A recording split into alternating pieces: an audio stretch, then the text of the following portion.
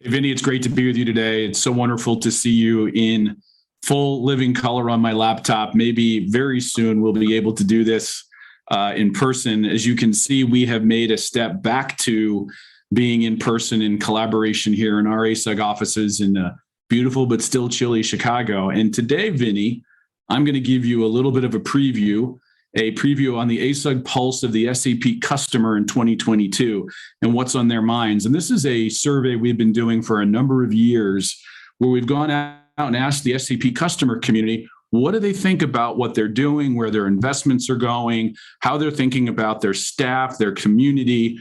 And it's a great reflection point for many of our members as they do their project planning, as they think about where they want to go with their SAP investment over the next series of years. And probably coming out of this pandemic, Vinnie, there is nothing more important than where we as a community, as an SAP community, are standing relative to this really important investment that we make in SAP. So I'm really excited this afternoon to share with you some of the highlights of this. Now, if the people watching this are ASUG members, they are welcome to download the whole survey and a big, long webcast that we did on it. And we will have follow-up pieces throughout the year. If they're not an ASUG member, Vinnie, I think you would agree that they should be, and they should become ASUG members to really enjoy the full depth and breadth of this survey. But today is just a small, quick minute smattering of this. Definitely include a link to where they can sign up. We will absolutely positively include a link for that, Vinnie. That would be wonderful. So let me get right into this, and let me start with the end in mind, which means what do we really want everyone viewing this to take away from what we're talking about? And this really comes down to four important points that the survey told us this year. First and foremost, automation and standardizing of business processes are the top 2022 focus areas.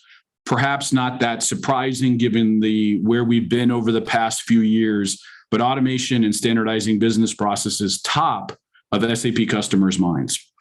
Integration issues. Nuance the automation, is that RPA, robotic process automation, or is it more physical, plant level robots and warehouse robots and so on? Great question. It is more related to RPA and the process of automating software, repetitive software processes, Vinnie. But certainly in years past, we have seen a lot of interest in plant floor automation, the ability to use IoT to drive certain processes. And while this isn't specific about IoT, and it may hint at it, it is largely about automation related to, automating repetitive tasks. It probably includes a little bit of AI, ML, and some of those other technologies that come across and come along for the ride.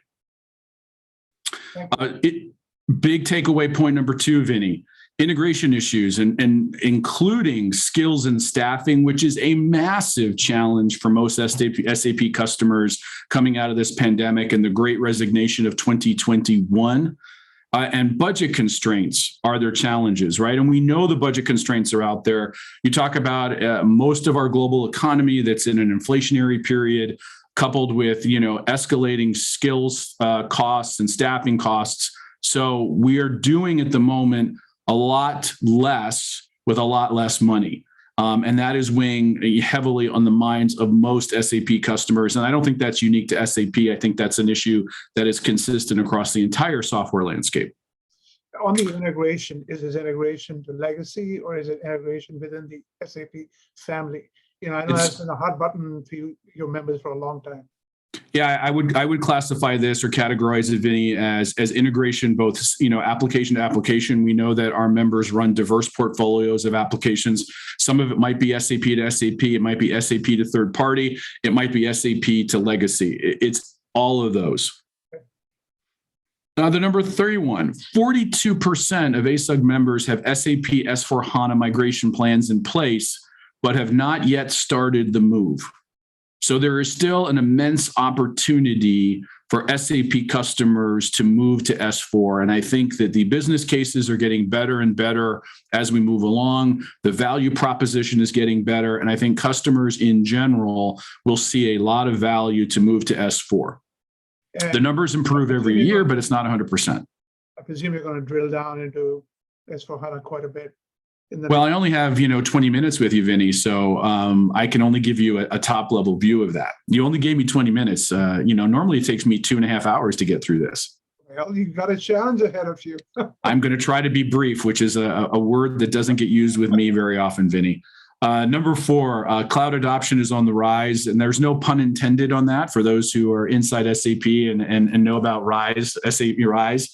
But cloud adoption is in fact on the rise. Use of on-premise has declined 13% since 2021. Again, I think if you zoom out and think about this, no surprise there. We know that the utilization of hyperscalers continues to be top of mind for most, publicly traded mid-market IT organizations. Obviously, when you step into government and highly regulated businesses, that changes a little bit. But even that is starting to see some inflection points around utilization of cloud compute. So cloud, did you nuance it between SaaS, like SuccessFactors and Ariba, versus moving ECC to Azure or we have some additional statistics on that for you, Vinnie, and I think the challenge. I actually had a conversation today about the word cloud and how ambiguous it is, and maybe we should stop using it because it means a million things to a million different people. But by and large, just use this big word, ambiguous word called cloud, and then say it's on the rise. I mean, it's a pretty safe thing to say, isn't it? It sounds personal. Analysts love to use the word cloud. Go ahead. Well, I apologize for the quick drink of water. We at ASUG love to use the word cloud as well. So, I agree with you 100%. So let's spend a few minutes on focus areas and challenges. Otherwise, your 20-minute podcast is going to blow up to an epic 3-hour mini series. And no one really wants that. Jeff, anything for you, Jeff. Go ahead. So, Vinnie, the first point we made today was you're talking about business processes and automation. And as this slide will tell you, and by the way, let me take a moment and say that we had a record-setting number of respondents to this year's survey. Approximately 715 different organizations responded. So this is, we were always worried as the pandemic waned on, would our participation in the survey wane with the pandemic? And the answer to that is an emphatic no, that in fact, more customers are interested in speaking out and thinking through what's happening. So with all that said, I think what's interesting here is we're going to give you a comparator between 2022 and 2021. We do this in the fourth quarter of both years and report it in the year following. So, we are not clairvoyant and are not future seeking. We are in the year 2022. So this largely represents 2021 full year data. So 50% of the population that responded said that standardizing business processes and automation is top of mind.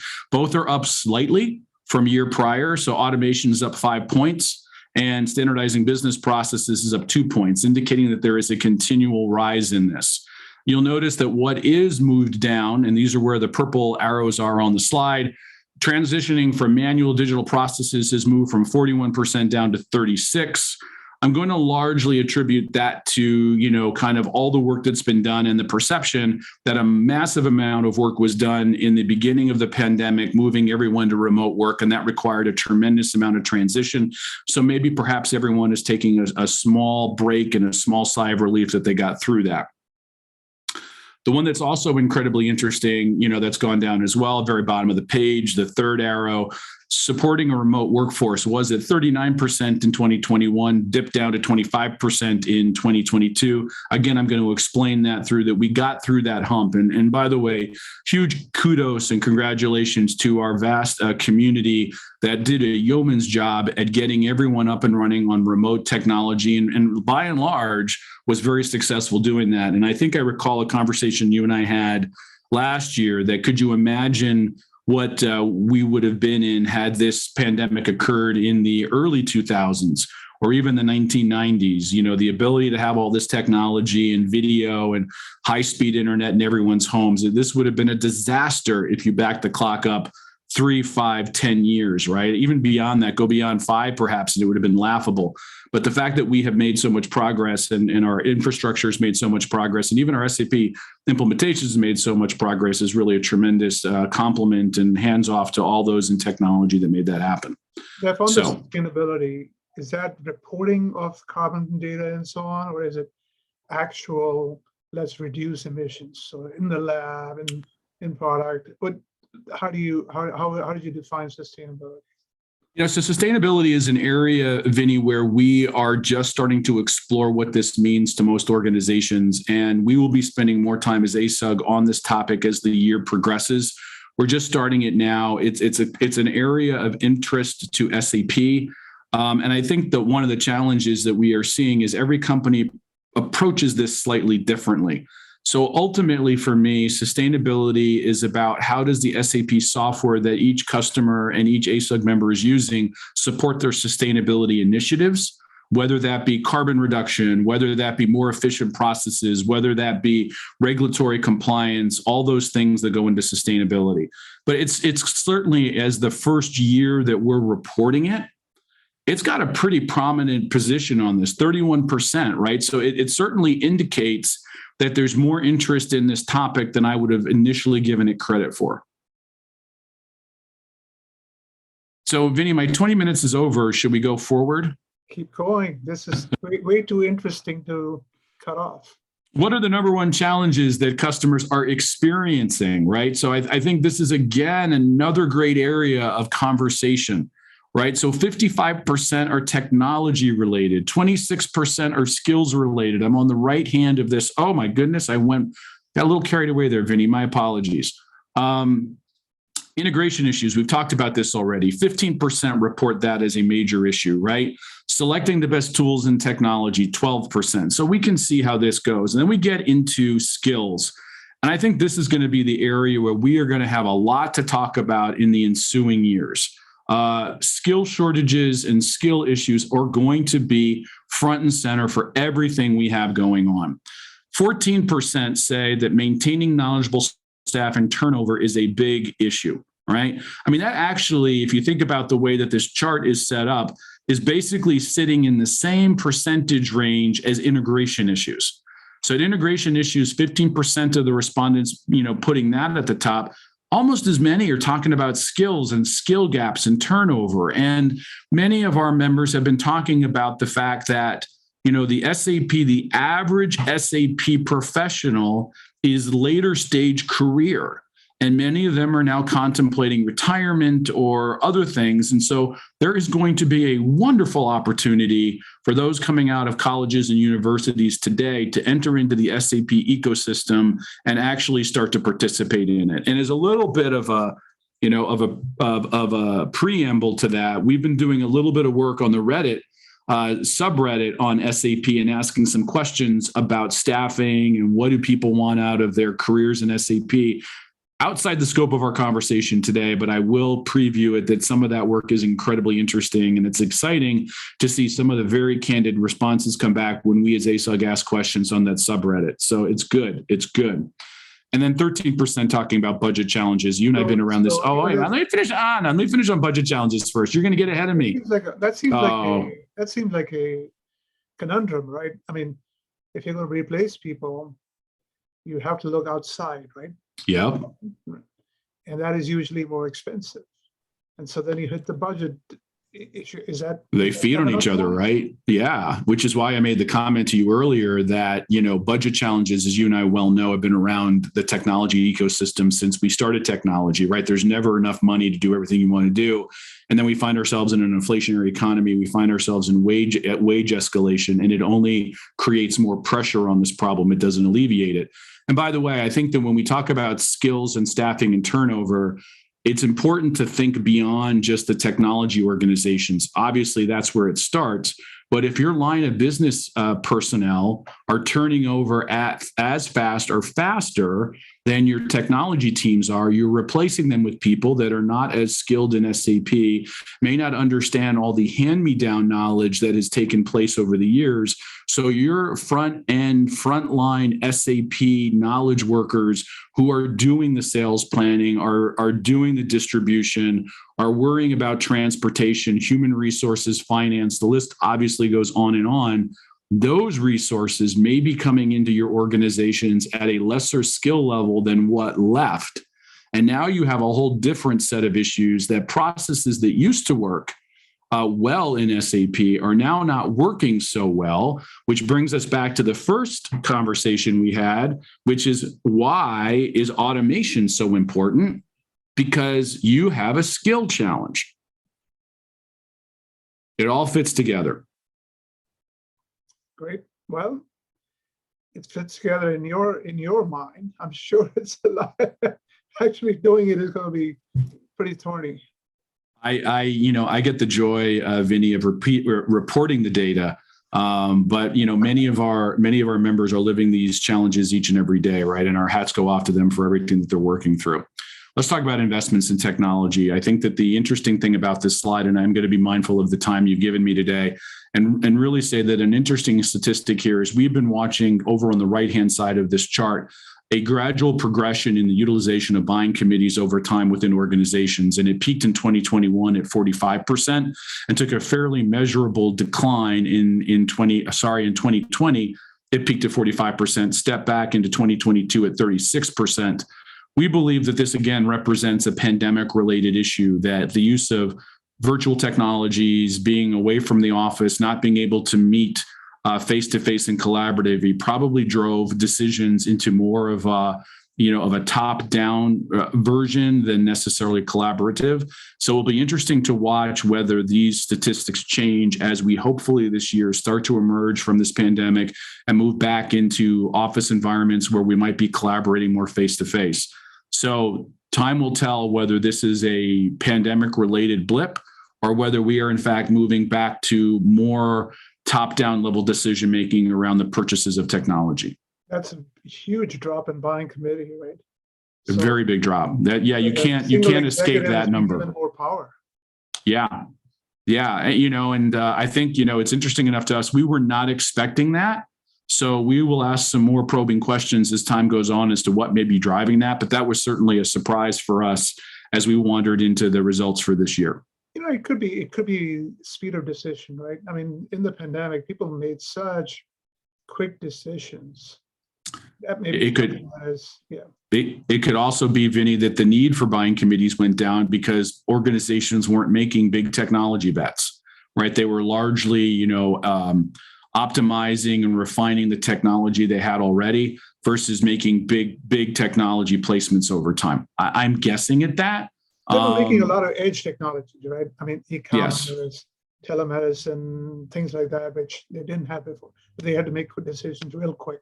Yeah. They were more incremental. To your point, they're more edge versus, very large strategic bets. I think the last 2 years for most ASUG member companies has been about, tactical day-to-day firefighting, getting through today to live for tomorrow, right? So the strategy pieces of this have not been as prevalent and as important, which is why maybe you see some of a buying committee degradation. Okay. Moving on. Oh, and I should have clicked the slide one more time. That my inability to operate PowerPoint, this gives you a little bit more of what we've already talked about. So we'll just move on from that. Where investments in SAP being made? Some good news here, Vinnie. 52% say that they are going to make more investments in SAP, up 6 points over 2021. 39% are keeping the same level of SAP investments, so down 10 points, and fewer investments in SAP at 8%, versus up just a little bit. But good news here, right? By and large, most organizations coming out of the pandemic will be making more investments in the SAP technology stack. Good news for the community. Excuse me? Said I'm sure SAP will be pleased to see this. Well, I think SAP should be pleased, and it also tells me that the customers and the members of the SAP community continue to be bullish on the software suite, continue to make the investments they need to make, which means that we as a customer community need to continue to unite to help SAP build the software that we need to run our businesses. So this is all good news. So if you feel that, am I the only one making more investments in SAP? In fact, no, you're not alone. You are joining a very favorable crowd that continues to invest in the technology. Very quickly here, Vinnie, the top products customers are looking to purchase and think about. Again, I'm going to put this in the no surprise category. 47% on S/4HANA, 33% on analytics, 32% on customer experience, 24% on BPI, and 24% in RISE. RISE was not asked in 2021. It's going to foot into the S/4HANA, so you would probably fuse both of those together.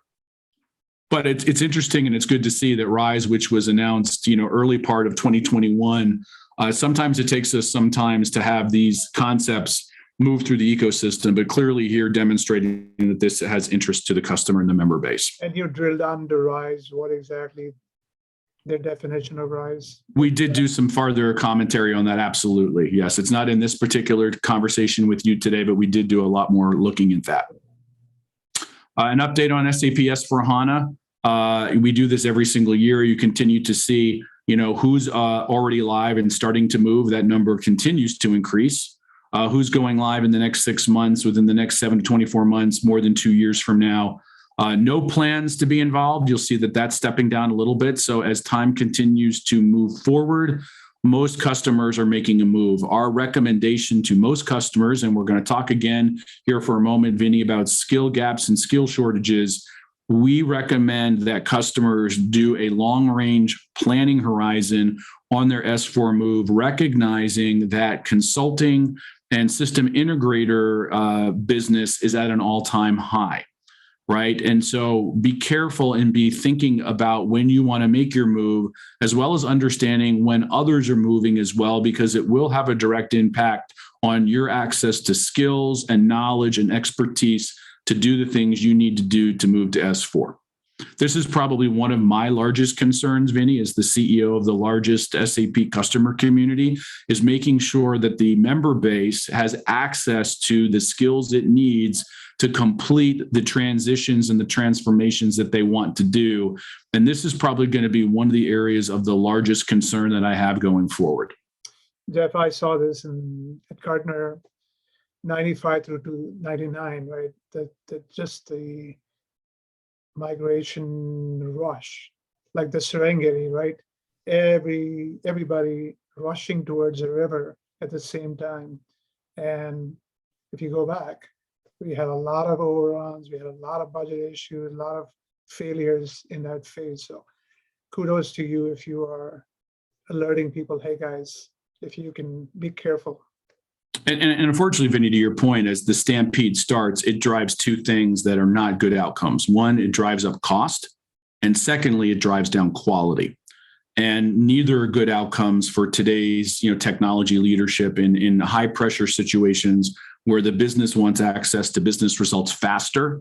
And I believe as well, Vinnie, this is an area where SAP absolutely positively can help customers and do more to make the software easier to implement, to allow the software to be implemented by people with lesser skills to drive higher quality outcomes. This is where I believe that AI ML can play a greater role. We have spent a lot of time focusing AI and ML, solutions at other business process issues. I think it would be wonderful to focus AI ML on internal migration, consolidation, customization issues. Not just SAP, right? The partners should be doing it too. I mean, it's been my little hobby horse, right? I mean, like you've done how many ERP migrations? They all have data conversions. They all have unit testing. They all have training. So it's not like we're reinventing the wheel. We should be automating. The integrators should be innovating a lot more. I am going to, utilize every fabric of my being to try to not take you down and follow you down that side journey today, because that's exactly where you and I will spend the rest of our time together. So I am really trying to resist making additional commentary, but I'll promise you this, Vinnie, in a follow-up conversation, if you are interested, you and I can get into a lot more detail and conversation about where I believe we as a customer community need to do more with relation to our integration partners. I'll just leave it at that. But there is opportunity. I will move you on as best I can. Oh, and there's some more slides building there. Internal skill sets missing are lacking at organizations. Again, a very important issue here, right? 49% SAP HANA expertise say that this is a big issue. No surprise, right? And so where are you getting this skill set? You're going to go to three places for it. Either you're going to hope to train your internal resources and bring them to a higher skill level.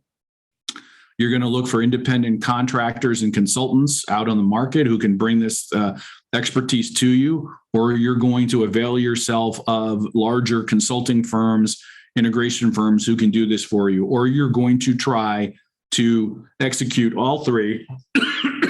My apologies, Vinnie. All three strategies.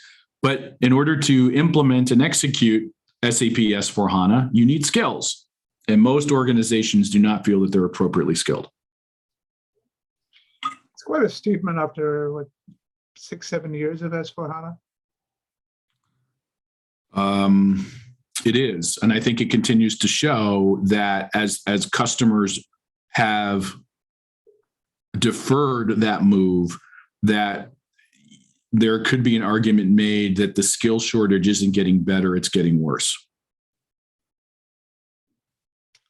And, you made a very important comment a few moments ago, Vinnie, around been there, done that before.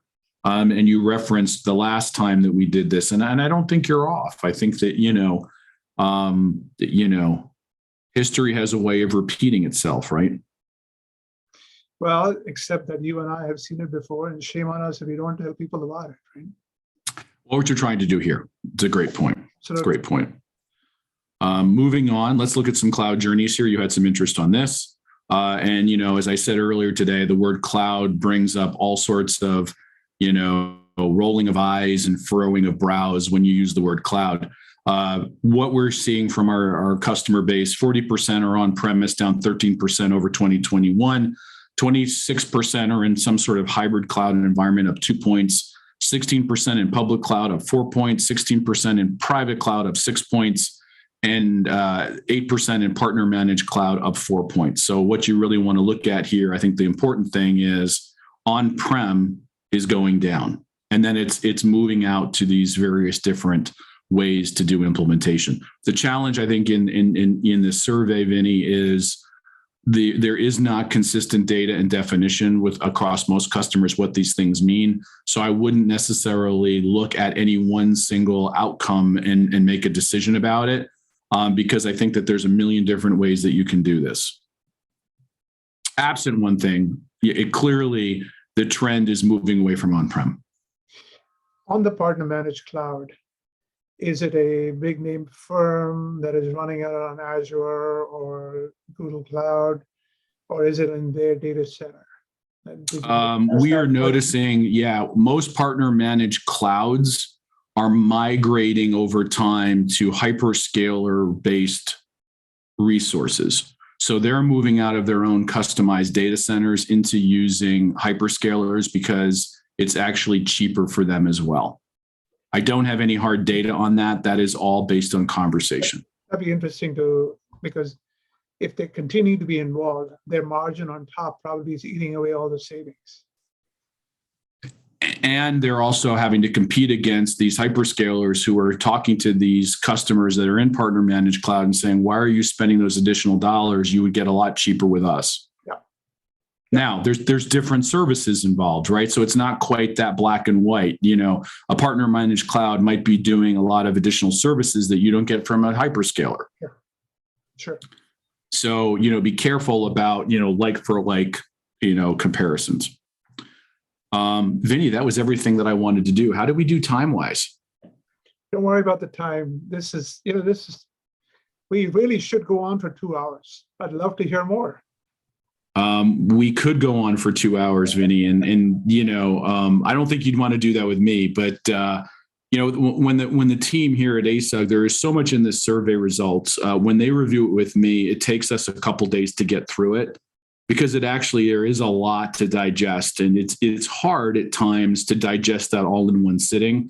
So I think your ask for 20 minutes is perfect. It gives you a little bit of a smattering, allows you to kind of digest it, but it's not overwhelming.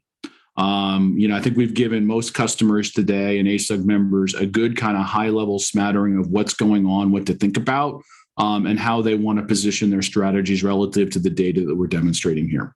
I think it's a great starting point, right? They can see what the peers are doing and saying, why aren't we doing this or that, right? So this is great. Thank you for the overview. Oh, you're welcome, Vinnie. It's our pleasure to share this. I think it's really important information for all, SAP customers to think through. And you, as you always do, hit on the real kind of nuts and bolts of what's happening here and ask some really good questions. Thank you. You're welcome, Vinnie.